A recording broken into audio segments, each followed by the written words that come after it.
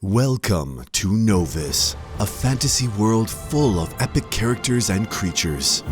Hey everybody, Wes from Fundamental Games here, excited to bring to you the final manufacturer's version of Legends of Novus, the tabletop board game. A brave new world in need of brave new heroes. So, let's start off with the box. Now, you guys have seen this a few times for those of you who have watched multiple times, but just wanted to show you one more time. It's nice and sturdy. We've got the first major piece of artwork that Andrea provided. I thought was very fitting to suit the box because it's what made me choose Andrea as an artist to begin with. He had a nice knight in Kane at the beginning, but it was really this piece of art that made it all official that I was willing to invest money in artwork for a board game of this caliber. So there you have it. And then on the back side, of course, we've got the full contents listing, brief description of the game, a little quote about the world, player count, time, age, the usual, and just some visuals of all the different game components. And of course the barcode and the choking warning and made in China and all that stuff. So there you go. That is the box. It's high quality. And when we lift off the lid, I don't have anything printed on the lid. It's double the cost if you try to print something inside there, but it does look well. And then inside or on the sides of the box, you'll see we've got the demonic temple of Sick on one side. We've got eyes and Thrax. We've got sword and staff. And we have Kane. So just representing different styles of cards, locations, events, characters, and quest creatures all represented there. And then we'll have our rule book. So the rule book is a nice glossy finish on the back. Recommendations said make combat as simple as possible. So the back page, how do we fight? Oh yeah, let's just pull out the book. So what that means is when you're playing on the table and you haven't played in it a few times, it's easy to just whip out the rule book and remember combat, because some of the other stuff is written specifically on the reminder card, but combat is not. So there you have it. A little bit about the history of the world, icons and boards, how to battle, description of the decks, description of the creatures, how to use location guide and map, the solo game rules, the team game rules, game icons, common questions that maybe you just want a quick reference page, that's there. Game content or glossary, because a lot of these terms are used on the cards, and a special thank you page to all of those legendary backers. So I think that came along nicely. There's no cropping issues. The staples are pretty firm in place there, and no blurriness within the actual guide itself. So that's that. Then we're on to, actually I'll do the location guide next. So location guide is now full size. If anybody watched the last video, you'll know it was not full sized. And in here we've got the quadrants of locations with all of the icons and the names on the bottom, the description of what happens, and of course the excellent artwork is present there. Some of the darker colors are tough to get on a page well. I think they represent better on a computer screen than on a printed page, but unfortunately that's part of the challenges of high quality artwork on things like guidebooks, but it still looks pretty darn good to me when you pull it up and have a look. And then some of the other artwork, like or images, they're kind of like real life photos with a special watercolor touch to them, just for the areas that weren't as critical and didn't require special location art. But there's Kismatic's Keep, Silverin, Zandera's Cloud City. Did a close-up of two areas. One is Vase City, and that's actually going to be the highlight in the next 5e adventure. And the other one is a picture of Asa, because I fell in love with that art. Both of those are by Boris Tirano. Then on the back, decided to put the image of the game board on the back again, so that if someone's looking at the location guide while it's another player's turn and they don't feel like looking at the board or standing up, they could just look at the back and say, oh, that's where that is, or that's where that is. So it's a nice quick reference guide. Or if you just don't have the game out and you want to read up on the location guide to plan your next adventure more, you could do that. So that's the location guide. Every game comes with 5 player boards, and so these are the ones that do have a manufacturing problem right now, which is why the game is going to be slightly delayed for the backers out there. So again, deepest apologies.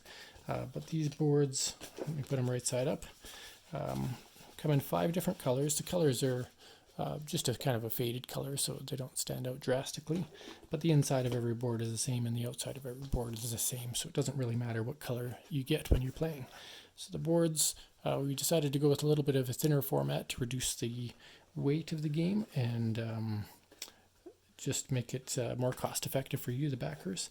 But they definitely have the dual layers that we're looking for. You can hear that on there. And even has a recessed track above where the cards go. And I've talked about that in the past, that recessed thing doesn't have an effect in this game, but I do have some ideas for an expansion that would make use of that recessed track inside. And if nothing else, it does look pretty cool when you shine it in the light, so nothing wrong with that, hey? So that is the 5 character boards that come inside the game. So absolutely love those. It's probably the most beyond the artwork, it's the most unique aspect of Novus is that cool player board. All right, then we have the tokens. So we've got all of the money tokens on the punch-out board. 50s if you end up running out of the low coins. It's not very often anybody would have a lot of 50s. The luck tokens, the 1 travel token that's specific for Fabian, and then the quest or explorer tokens in case somebody wants to use those. And then you'll notice that I've converted the creature tokens to squares just so they're a little bit differentiated, and so that's that. And they showcase more of the art on squares than on circles, so a great suggestion by one of the printing players to switch those to squares, and I think it was a great idea. And yeah, they all line up properly. We've got the right guys, they're double-sided, so whatever's on the front is on the back, which is great. And same with all of the tokens. Sometimes getting that mirror effect proper, or duplex printing effect, can be tricky for a creator because you see so many of these files so often that it all becomes a blur sometimes. But the final production is correct. The double sides are proper. All right, and yeah, nice thick board, by the way. Feels good in the hand. It's not going to bend easy, and I think you'll like those components. Some people may not like how small some of the coppers are, but again, coppers are a tiny coin, and just wanted to represent the true size of the coins on Novus. So you don't need giant chunky coins. Little chunky coins do the trick, and then they'll all fit in one nice little baggie after. So that is that one. Then the character standees, these turned out a little bit larger than I thought, actually. So if they're giant on your map, I definitely apologize. I think they're going to stand out on the table quite well. The first time I got them, they were this big, and so we definitely increased the size. But I think what happened was when I first got them, they produced them at half the size that I sent them to them at. And then this time, because I doubled the size, now they've doubled the size, and so you're going to get huge standees in your game, and they'll look great on the map, and they'll stand out well in any pictures that you take, so I'm thankful for that anyway. And you get all 10 characters thanks to all the stretch goals that have been unlocked in the Kickstarter. There are 10 characters in the Kickstarter version. So they're all double-sided with the same image on each side. Jotun the Barbarian ready to strike. All right, and probably show you how they stand. So you'll get a baggie with your game, and inside that baggie will be your standee holder. So let me just represent that. So your standee holder, just a thick plastic there, and your standee sits inside of it. So there you go. Kane, ready for action. I will show you him on the map after. All right. Then we have the board. So the board is a quad fold 16-inch board. So very nice. Doesn't have a huge gloss to it. It's kind of it's like a gloss matte finish. It's a weird combination. But what it does is it really lets you see the art more than the gloss. And the words stand out great on the page. The final revision on words that Andrea did to differentiate the colors of the locations and the dots really does look nice in this final version.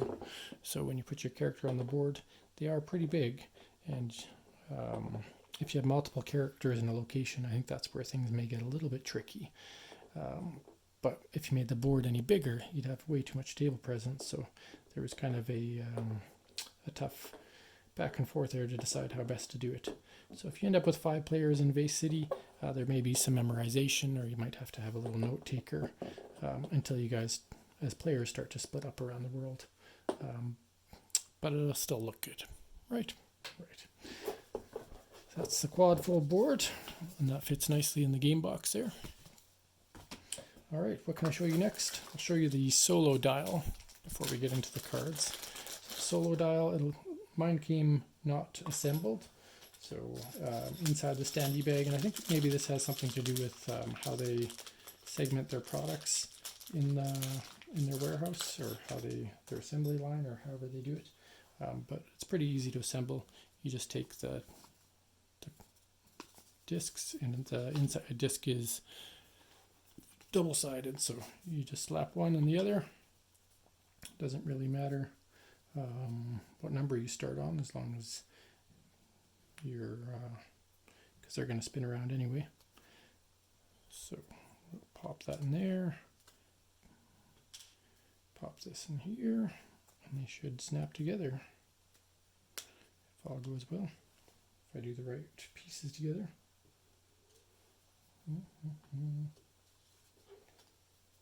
Sorry, I'm off screen here, trying to focus.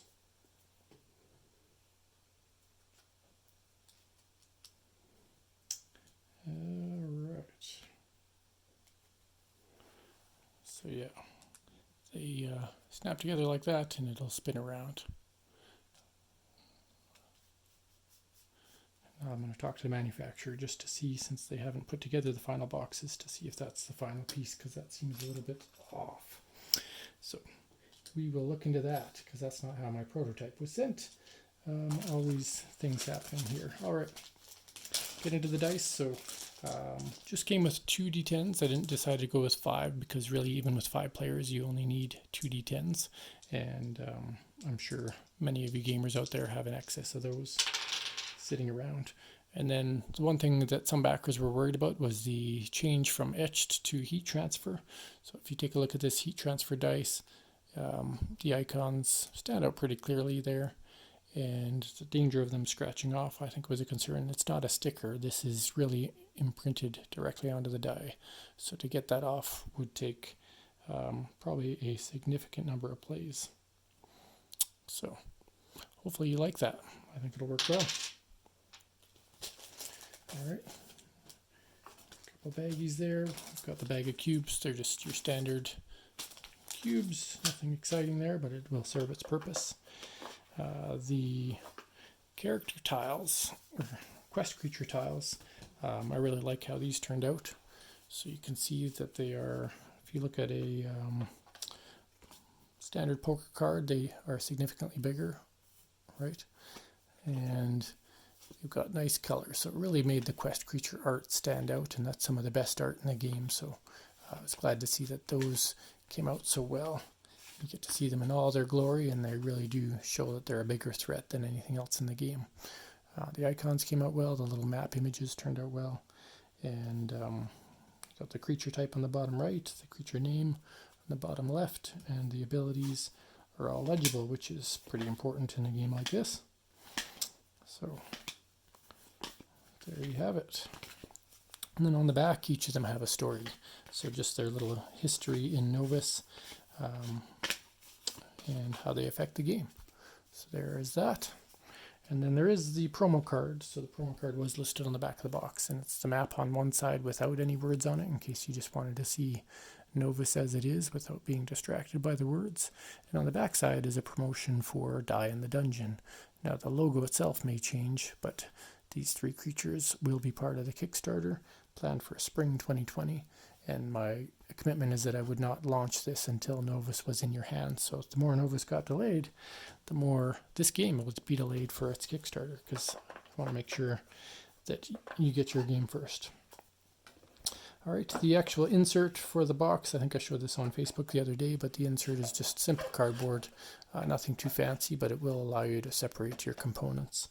And you will have noticed that there was definitely enough room when you put these components back in the box to fit in cards that are sleeved instead of as they come.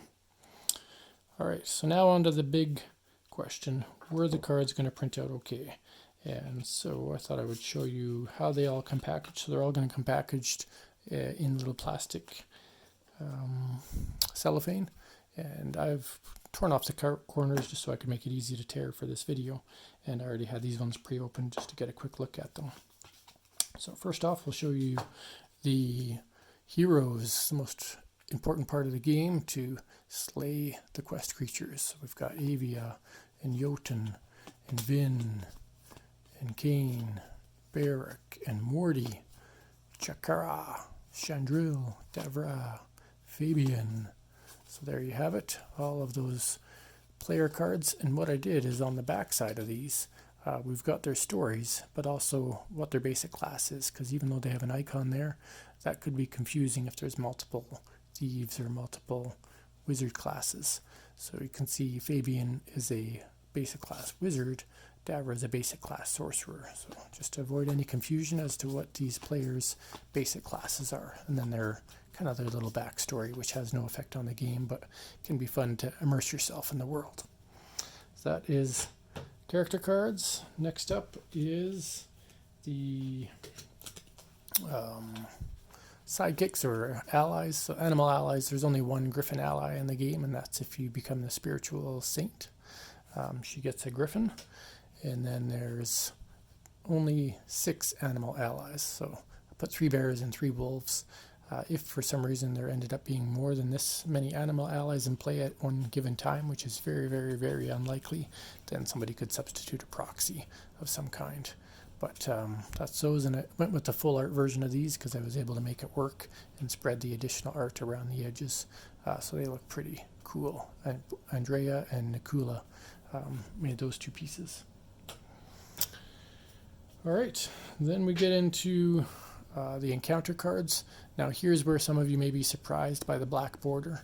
I tried my best in different ways in different tests to avoid the black border, but just due to time sensitivity and the way the files were already formatted, there wouldn't be a way to get a proper, what they call a bleed around the sides of the cards without drastically redoing every single card file. That might take 2 to 3 months and cost significantly more. So the concept was to introduce the black border, and that's to prevent the straying of the images. And so if anybody was hoping for the full art across the edge, sorry that that's not there. It won't detract from the game at all. It just detracts from some of the visual presence of the cards. Some people like black borders, some people don't, but there they are. Now, as for the quality of the cards, well, those are great. So you can see they bend well. You can hear the flick of them. I know some people judge a card based on how they flick, so you can feel that. And when you see the sides, nothing wrong. There's no fraying, or it feels nice and smooth. And of course, they'll sleeve well. Some people always sleeve. And then if you look at the actual art, which is what you always want to see on these, stands out really nicely. More so even than the location guide. I mean, Andrea's art and Nikula's art and Gaiulia's art all stand out really, really well. So I couldn't be more happy with how the actual art coloring turned out. And hopefully you agree when you get your copy of the game. So big thank you for that. And then the bottom of the cards, of course, how the game plays is important too. So if you take a look at that, it's all legible. The bottom text is just kind of story text, so you don't necessarily need to read that. And that's why it's in a different font and just in a smaller size font. And then for victory conditions, defeat conditions, and text, again, small text, but it is readable. The only trouble some people may have when they play the game is getting used to the iconography. So there is a whole page dedicated in the rulebook to tell you how the icons work, but just getting used to those may take a while for first couple of plays.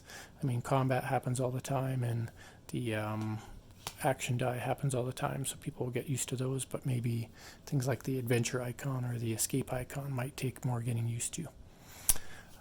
But I couldn't be more happy with how well just the feel of them is, and the shine and the look of the art and the font.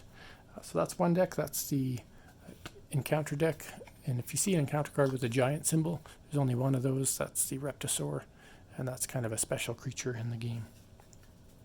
Okay, so what else can we show you? Well, let's open these other packs now that you've seen how they're wrapped. And opening a game for the first time, always a pleasure, between the punch board and the cards. So this here is a deck of the class cards and a few other things mixed in. I think, yeah, some of them are backwards. All right, so first off, the reminder cards. So adventure phase on one side, preparation phase on the other side. Very simple reminder card, one for each potential player. Of course, the full rules and details of this stuff would be inside the rulebook itself, but having a little reminder card just to refresh yourself on what can happen on a turn. And how it works is preparation phase, adventure phase, and recovery phase happen every turn, but the adventure phase is the most significant part of your turn. So when it's that part of your turn, you can flip it over and see what you can do on your adventure phase. When your adventure phase is over, finish off in your recovery phase. And these two phases are very, very similar anyway. So that's the reminder cards. They are in the game. And then the class cards. So class cards, they're all in the same deck here, but they're identified in different ways. So if we are a basic class, it will say basic class in the top right, so easy to identify and separate those. And those basic classes will directly relate to the bottom of these cards. All right. And then the advanced class cards, they don't say advanced, but if they're not basic, then they're advanced cards. And so those are single-sided as well, with the exception of a few special cards, such as Monty the Bard. He flips over because he's the only character that can become a cunning charmer. Nobody else can become that. Another great example is